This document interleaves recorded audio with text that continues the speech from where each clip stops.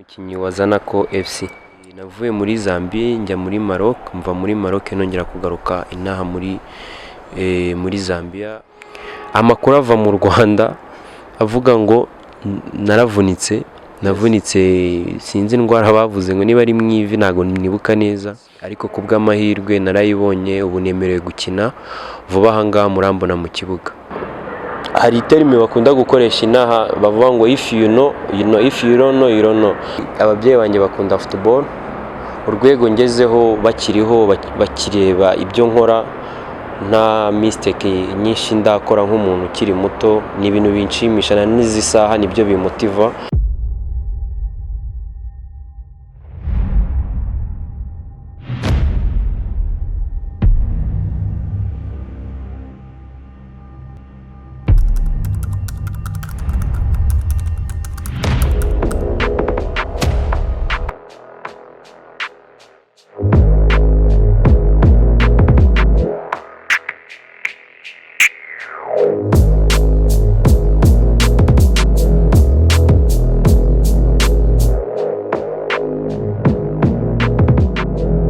Twongeye kubasuhuza abakurikiranye za Rwanda TV aho muri hose ku mpande z'isi, abari muri Afrika, abari muri Amerika, Europe, Asia, Australia, turabasuhuje cyane, mukomeze kugira amahoro y'Imana. Aka kanya rero nkuko maze kubimenyera ni umwanya wa talk show, mukaba muri kumwe na Perfect Godson.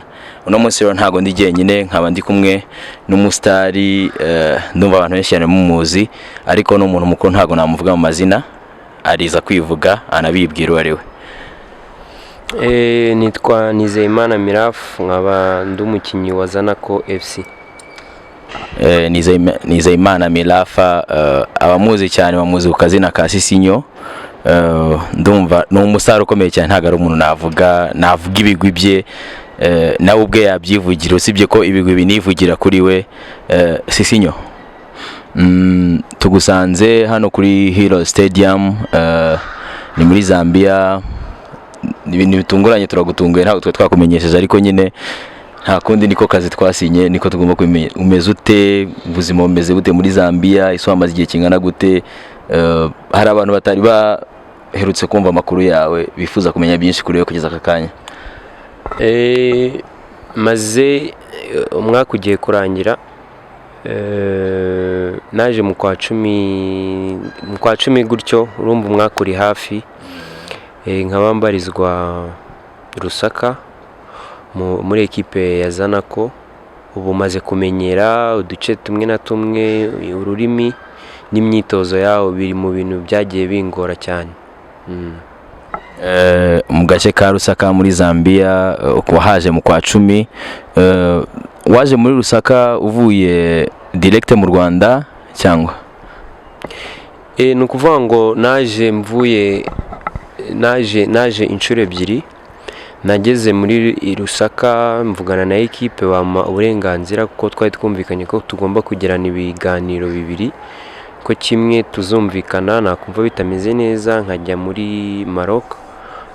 Nongeye navuye muri Zambia njya muri Maroc, mva muri Maroc nongera kugaruka inaha muri Zambia gusinyira ekipe ya Zanako, ariko nari naraje gukinira ekipe ya Napsan, twakumvikana njya muri Maroc.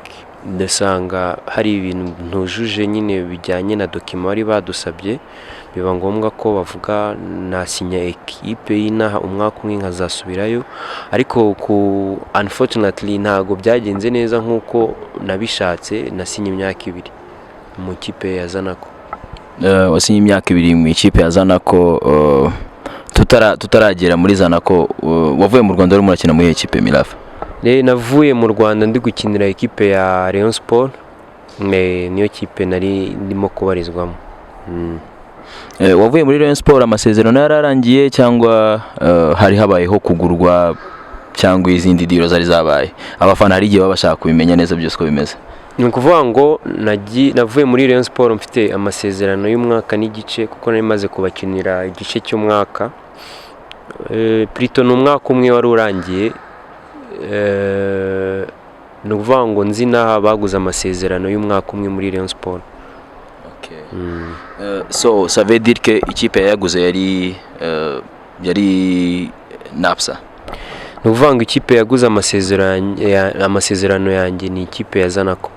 Ni ikipe ya Zanako, ariko uhaguruka mu Rwanda gahunda ari gukorana na napsa, kwari gukina na napsa. Gahunda yari gukinira napsa, ntitwakumvikana neza bitewe na kontra bari baduhaye, twageze dusanga yarahindutse cyane. nakwita nk'umu agent, umuntu umpagarariye aza kubona ko ibintu bidashoboka arabihagarika. Abantu bakurikirana urugo rw'imikino cyane twagiye twumva stories za Mirafa Sisinyo, guhera wahaguruka uva mu Rwanda ugiye gukina international. Twagiye twumva story ko ibintu bitari kugenda neza, harimo kutumvikana ko ba agent n'amakipe, rimwe na rimwe abantu bagenda batanga n'amakuru atari ya nyayo bitewe n'icyo umuntu abasha agambiriye, abandi bakavuga ngo wenda ni Mirafa utujuje ibisabwa, wenda basanze atari n'umukinnyi mwiza, byose bikagenda bihuriramo ari uruhurikane mu matwi y'abafana. Ariko kubw'amahirwe no munsi dufite Mirafa Sisinyo kugira ngo atubwire exactement ukuri kw'ibintu uko bimeze uno munsi kugeza akanya kuri ground, ibintu bigeze hehe mu gihe cyose cy'umwaka maze ari mu byo nakwita urungabangabo, ibintu bigeze hehe, ibintu bimeze gute. Ni umwanya we kugira ngo n'abafana bawe bagukurikiranaga bumve exactement mukuraho kuri kuva kuri Mirafa, batabyumvishe mu zindi media houses, batabyumvishe mu mbuga nkoranyambaga zindi, ubabwiza ukuri uko ibintu bimeze. Urakoze, ni ikibazo cyiza. Nagize ikibazo bitewe n'ukuntu nagiye ninjira mu gihugu nsohoka, byagiye bingora no kubona icyangombwa kinyemerera kuba muri iki gihugu byarangoye cyane, kuko byasabye amezi agera muri 5 kugira mbone icyangombwa. Muri make ni work payments. Nari mfite icyo bita temporary payments ariko itanyemerera kuba natangira gukina, kuko lisansi yo nari nyifite byansabaga kubona employment payments, ariko kubw'amahirwe narayibonye, ubu nemerewe gukina vuba ahangaha murambona mu kibuga. Naho iby'abantu bavuga, abantu benshi bavuga ibintu batazi badahagazeho, ariko aba ari uburenganzira bwabo kuba umuntu yakuvugaho ikintu. Icyangombwa ni ugufokasinga akazi kawe. Ngira ngo abantu babyumva, ikintu cy'ingenzi cyane mu buzima no gufokasinga. Don't mind about what people are saying, ntiwite ku kintu abantu bari kukuvugaho, icyambere no gufokasinga ku buzima bwawe. Mirafa, hari wakoze ingendo, urumva watubwiye ko wavuye mu Rwanda ukaza hano muri Lusaka, ukava mu Lusaka ukahita ujya Morocco first, ukongera ukava Morocco ukagaruka mu Rwanda, ukagaruka plutôt muri Lusaka muri Zambia. Ni iyihe experience wagize muri izo ngendo wakoze nk'umukinnyi uri international kugeza aka kanya utakiri kubarizwa kuri level yo gukinira mu Rwanda? Nibyo koko ni experience nakuyemo ikomeye cyane, kuko byanyigishije ko gufata, niba ubonye deal nk'umukinnyi, ni nk'inama nagirana n'urubyiruko rukina umupira cyangwa se abakinnyi bakizamuka.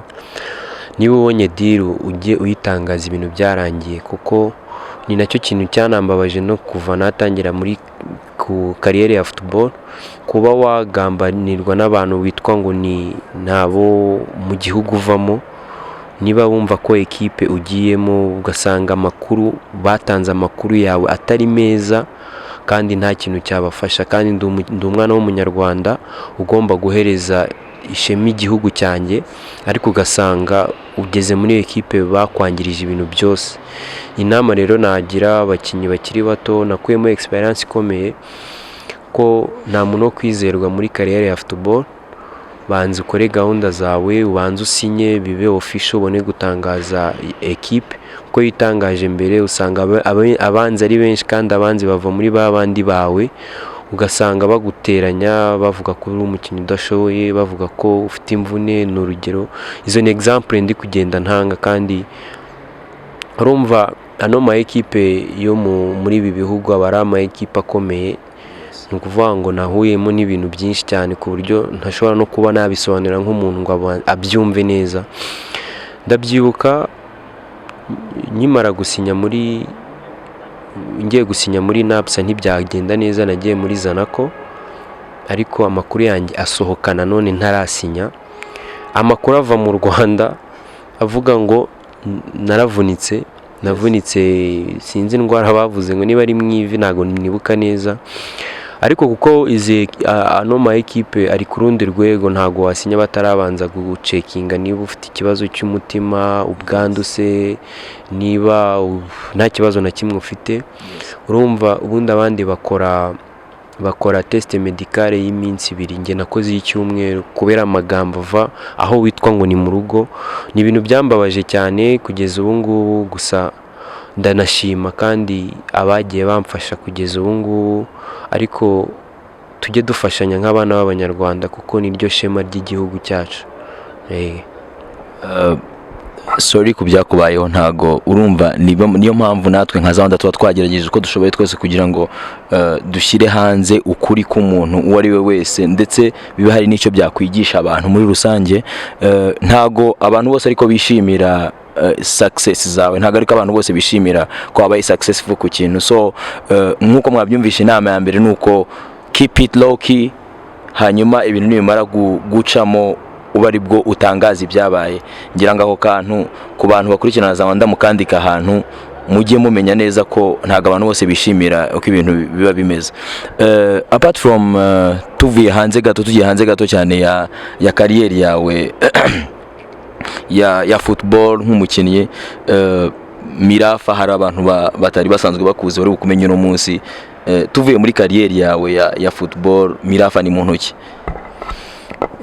Muvuye muri kariyeri yanjye ya football, Mirafa ni umuntu ukunda gufata time ari kumwe n'inshuti ze. Nibwo buzima bwanjye nyuma ya kariyeri ya football. Ukunda kuba uri kumwe n'inshuti ze muciringa out. Umaze kugira inshuti hano muri Zambia? Maze kugira inshuti nyinshi cyane ntashobora no kubara, kuko ubundi iyo uzi kubana kubona inshuti biroroha. Niyo mpamvu byanyoroheye.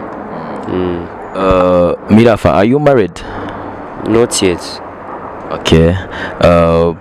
Abakinnyi bajya bagira utuntu sinzi nimba ndibyite ko ari udukino cyangwa iki. Ushobora kuba utari mariye ariko ufite abana? Birumvikana kuko abana bo ndabafite n'ahangaha. Maybe mfite umwana menya ari hano, maybe niba ntibeshye. Abana turabafite benshi cyane, kuko buriya na murumuna wawe ari umwana wawe iyo uzi kumenya icyo umuryango ari cyo. Niyo mpamvu mvuga ngo mfite abana benshi. Noneho ndabaza abawe ku giti cyawe, abana wibyariye? Abana nibyariye maybe icyo kibazo kiroroshye kandi kiranakomeye, ariko nzi ko mfite abana, ndabafite. Mirafa, hano muri Zambia urimo urakina kugeza aka kanya muri Zanako. Watubwiye neza ko n'amasezerano yakunze, ibyangombwa byose warabibonye. Muri Zanako urimo urakina kuhe mwanya? Ni ukuvuga ngo ngewe ndi umukinnyi uri polivara mo hagati cyane. Nshobora gukina 8, nkakina 6, nkakina 10, ariko nkigera inaha navuye mu Rwanda nkina aho bita kuri 6 nk'umuri ekiperateri bakunda kuvuga ngo nimero 6, ariko ubu ngubu ndi gukina nk'umu nimero 8 cyangwa se nimero 10. Nimero 8 na nimero 10 ku bahanga muri football ubwo bahita babimenya. Ngewe ntago football ari ibintu byanjye. Mirafa, umuntu wese umukinnyi aba afite inzozi, aba afite kuvuga ati ndifuza ko kariyeri yanjye izarangira ndahangaha, ndifuza ko kariyeri yanjye izarangira ngeze kuri ibi, ndifuza ko igihugu ibendera ry'igihugu cyanjye nzarimanika ahantu. Uno munsi uri mu bakinnyi bari kubarwa b'Abanyarwanda bari international, bari gukina international, ariko you are still in Africa, reka mbivuze gutyo. Hari abandi babifuza ko bagumiza kureizinga ibendera mu bihugu bya Afrika bakazamura pan-africanism, ariko buri wese agira inzozi. Mirafa, ni izihe nzozi wifuza uba wumva zaba impamo? Nihe wifuje kuba wakinira mu buzima bwawe? Nge ukuntu nteye, koko yuri umukinnyi uba ufite intumbero z'ibintu byinshi cyane, gukina hanze, kuba umukinnyi uri international. Ni ukuvuga ngo ngewe ukuntu nteye n'ubushize nk'uko nabitangaje, bambajije ikibazo kijya kumera nk'icyo cyawe kivuga uti ese niye numbero yawe, ndavuga ati numbero yanjye ni ukubanza nka fokasinga aho nicaye izi saha kugira nkore n'ejo hazaza habe heza. Ntago wavuga ngo ngiye kuba umukinnyi uri international naho uri bidashoboka ko hari icyo wabereka ko ushoboye. Icyo nifuza cya mbere ni ukubanza nkazamura ibendera ry'igihugu nk'umukinnyi ugiye gukina amarushanwa akomeye yari international, nkabanza nkazamura ibendera ry'igihugu kubera Imana byose biba bigishoboka. Noneho wamara guhesha ishema igihugu cyawe then ukahita utekereza no kureba ahandi ugomba kuzagenda wereka ko uri umukinnyi w'umunyarwanda kandi umukinnyi ushobotse, kuko hari ibintu byinshi twebwe abakinnyi bigenda bitugaruka. Iyo ugiye nko muri equipe zifite abakinnyi bakomeye, iyo uvuze ngo uvuye mu Rwanda bumva ko mu Rwanda nta football ihari. Rero icyo nicyo kintu twe tugomba gukuraho, n'abarumuna bacu bakazaza hari ikintu twe twabakoreye, twabaharuriye inzira. Nibyo bintu bya mbere kurusha uko wavuga ati nje muri Zanako ejo ngo ise njya hanze. Nta kintu muri Zanako urahakora, abanza uhakorera amateka ku buryo n'undi munyarwanda uzaza azagendera ku byo wakoze.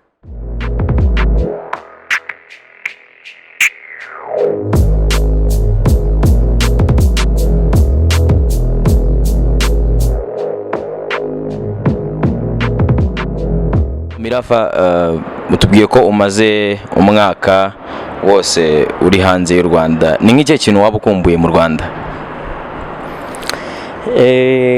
Ikintu cya mbere nkumbuye umuryango wanjye muri rusange, abana, papa, mama, bakuru banjye, bashiki banjye n'inshuti zanjye.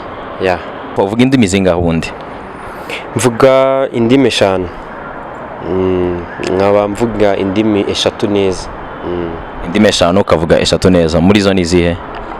Mvuga Igifaransa neza, nkavuga Igiswahili neza, Icyongereza neza n'Ikinyarwanda. Ubwo muri izo 3 nzivuga neza kurusha izindi. Ni ikihe kintu wabwira abakinnyi bose bakina bari international b'abanyarwanda, nk'inama wabagira according to the experience wagize muri urugendo rwawe maze mu mwaka rwo kuba international player? Ikintu cya mbere ntabagira ururimi ni ikintu cyangombwa mu buzima. Nk'umukinnyi wifuza kuba umukinnyi uri international, ururimi nicyo kintu cy'ingenzi, kuko hari ibintu byinshi nagiye mpura nabyo kubera ikibazo cy'ururimi. Byampaye imbaraga, bampaye umwarimu w'amezi 4 kunyigisha ururimi. Ubu ndi ku rwego rwiza rwo kuba nakwidefanda. Mirafa, ufite agent w'umunyarwanda? Mfite aba agenti bagera muri 4. Muri abo ba agenti bagera muri 4 harimo umwe w'umunyarwanda. Ni ikihe kintu waba uzi kuri super manager? Super manager muzi nk'umu agenti mu Rwanda, afite abakinnyi ahagarariye. Nicyo kintu muziho, ni umushuti wanjye, ni ibyo ngibyo gusa. Hari ikintu yaba yarigeze gufasha muri kariyeri ya football? Inama yagiye ampa inama nyiri muri APR, ko yari umushuti w'umukinnyi twakundaga kurarana bitaga Bigirimana, isa nawe ari gukina aha muri Zambia. Yakundaga kuduhamagara atugira inama uburyo tugomba kwitwara. Ni ibyo ngibyo, urumva ko hari icyo yamariye muri kariyeri yanjye ya football. Uvuze umukinnyi uri gukina hano muri Zambia bita Bigirimana, ese haba hari n'abandi bakinnyi b'abanyarwanda bakina hano muri Zambia waba uzi mwaba mumaze kumenyana?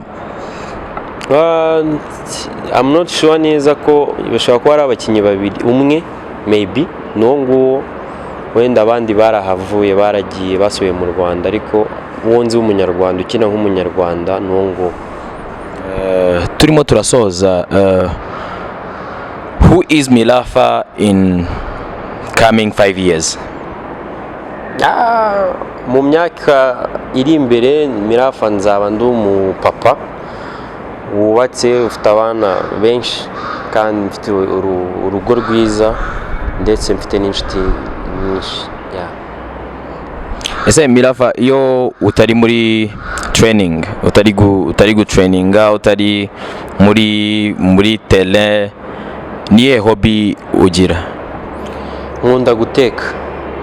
nibyo bintu mpugiramo cyane kuko nicyo kintu nacyo kiri mu bintu byankoroze ko nzi na amezi 2 ya mbere 3 nahise ndwara kubera ikibazo cyo kutamenya guteka, nteka ibiryo byinshi birimo amavuta bikangiraho ingaruka na performance yo mu kibuga ikagabanuka kubera icyo kibazo. Urumva nibyo bintu mba mpugiyemo cyane, nabyo biri mu bintu bisigaye binshimisha muri no minsi nyuma yo hanze y'ikibuga. Abasore bazi guteka bakundwa cyane n'abakobwa sinzi nimba ko kantu mukazi, ntago waba warahuye n'iyo experience? Urumva rimwe nzagutera stories z'ibintu byambayeho nzi naha, byari ubuzima bukomeye cyane, kumenya kugura ibintu ukagenda muri shoplight ukavuga ati nshaka ibi ntazi no kubivuga neza, byari ibintu byari bingoye. Urumva mu Rwanda hari terme technique twari dufite iri mu Gifaransa, ariko wabaga washaka guhindura mu Cyongereza cyawe kikaba gike. Urumva ni ibintu byagiye bingora ku buryo ki numvaga ko nkeneye umuntu wamba hafi icyo gihe, ariko ku bw'amahirwe nagize umuntu unyigisha guteka nk'uko bigisha abaforena nk'abandi muri equipe. Niyo mahirwe nagize, ubu narabimenye nayo byo vanga ukundwa kubera kuzi guteka no kubeshya. No kubeshya abantu bagiye batubwira ibyo bintu umenye ko mwatubeshye ngo ntago abakobwa bakunda abatipe bazi guteka. Ubwo abakobwa bo muri namwe muraza kwitubwira muri comment, muraza kutubwira, ariko giye iyo experience ndayizi kubera ko giye ntazi guteka, niyo mpamvu banyanga. Ibyo ngibyo bibaho ku mukobwa w'umunebwe. Buriya umukobwa w'umunebwe ava akagera akunda ngo ibintu byose babimukorere. Urumva nta kabuzwa yagukunda, nta kabuza yagukunda kandi neza cyane kuko uba umukorera ibintu byose bikagera. Gusa nyine aho isi iri kutuganisha biba byiza ko umenya guteka, kuko hari umugore ageramo akazi kakamubana kenshi akagusigira abana, bikaba ngombwa ko nawe widefanda kuko urugo ntabwo ari urw'umugore gusa, urugo ni urw'abantu babiri kandi mugomba gufashanya. Ntabwo yabivuze ngo kuba wowe wabikora umugore wawe ni umunebwe, oya, biba byiza ko wabuze ibyo bintu byose. Mirafa, ni ikihe kintu cyaba cyarakubabaje mu buzima bwawe udashobora kwibagirwa? Ni byinshi cyane, nta nubwo nabivamo ngo mbishobore, ariko ngenda umuntu wibagirwa vuba.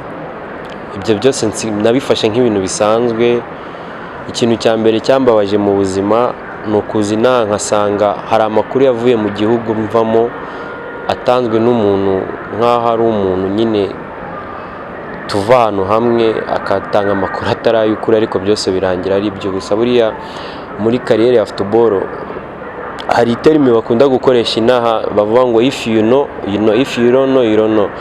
Rero ni uvuga ngo yo uzi kuzi gukina ni n'ubundi baba babibona kuzi gukina, wenda ibindi bizaza nyuma, ariko babonye ko ufite iyo mpano y'umupira. Ese uwo muntu wamye uvuga wagucometse mu ikipe ni ibanga cyangwa twamumenya? Cyane ko gutwika ari ugutwika n'ubundi hashye nta mugani w'abantu b'iwacu ati hashye n'ubundi twatwikire rimwe. Ntago namuvuga kuko nta kintu byatwara, nta nicyo byahindura ku rwego ngezeho cyangwa ku rwo nzageraho, ahubwo ibyaba byiza aho waba uri hose ntago ari ibintu byiza. Uramupfushirije? Yes. Ariko uzamutubwira muri patu?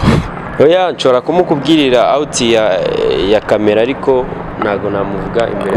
Bafana baza wanda mumenye neza ko namumbwira nzahita mubabwira ntimugire ikibazo. Ni ikihe kintu cyaba cyaragushimishije mu buzima bwawe bwose? Ikintu cya mbere cyanshimishije mu buzima ni ukuba n'ibintu bibiri.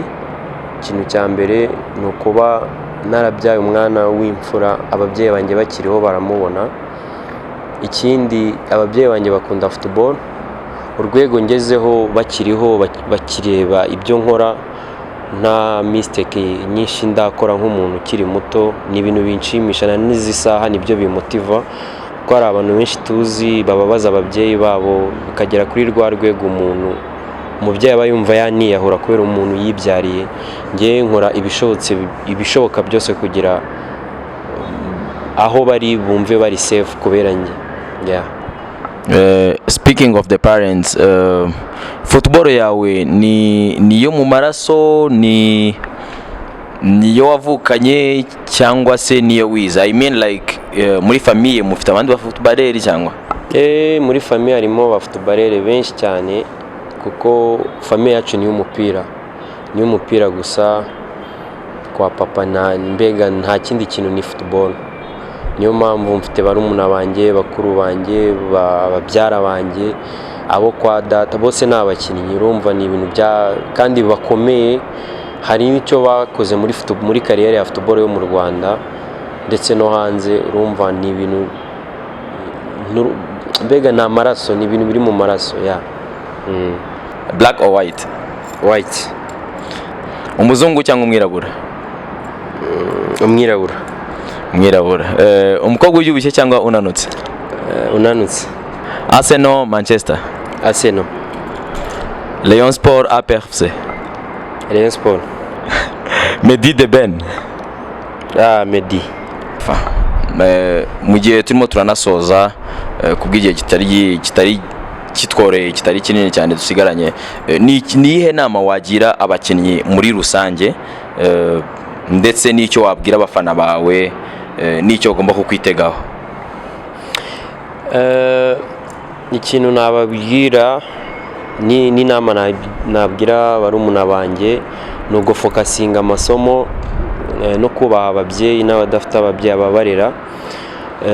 Ni ikintu kijyana na football. Muri kariyeri ya football iyo umuntu afite discipline, hari ibintu byigeze guhararwa ngo abakinnyi na discipline bagira. Harimo abatagira discipline ariko kariyeri yabo iba nto. Niyo mpamvu nagira barumuna banjye kuka experience gake maze kugira, bafokasinga amasomo, bakurikira inama z'abantu bakuru. Hari byinshi bazageraho muri kariyeri ya football kuko kariyeri ya football aba ari ntoya, ni imyaka 10-12 bikarangira, ku buryo kiyo wize biroroha kuva muri kariyeri ya football ujya mu bindi. Niyo nama ya mbere kuko hari abakinnyi benshi tuzi bakinnye umupira ariko ubu ngubu nyine tutazi aho bagana bari. Niyo mpamvu nanjye ni experience maze kugira kuva nazinaha, ni ibintu byinshi maze kwiga, ni isomo ry'ubuzima. Ku bijyanye n'abakunzi banjye ndetse n'abafana banjye, Mirafa aracyari wa wundi kandi intego ni za zindi. Niteguye gutanga buri kimwe cyose kugira mbahe ibyishimo aho muri hose, kandi kubera Imana byose birashoboka inshallah. Instagram? Mfite account ebyiri. Instagram ni Mirafa Sisinyo 8 na Mirafa Sisinyo Selma. Ibyo ngibyo gusa. Iyo abafana bakurikira cyane ni iyihe? Urumva banyibye account ya mbere ndi muri APR maybe. Icyo gihe banyibye account iza kuzaboneka hari indi nari narafunguye. Urumva zose nzikoresha kimwe nta kibazo. Uwari wese yanshakira aho ngaho. Facebook c'est la même chose, ni Mirafa Sisinyo to. Na Twitter? Byose ni amazina namwe. Ku bari bakurikirana za Rwanda TV, mwamubonye Mirafa Sisinyo Nizeyimana, niyo twari turi kumwe no munsi. Kugira ngo ubone ibiganiro nk'ibi ngibi n'ubundi, ntiwibagirwe gusubscribinga, gukomentinga ndetse no kulikinga, kugira ngo dukomeze dukurikirana ubuzima bw'Abanyarwanda bari muri diaspora ndetse n'abandi, ubuzima rusange bwo ku isi. Mwakoze ku mwanya wanyu mwamaye. Thank you so much. God bless you.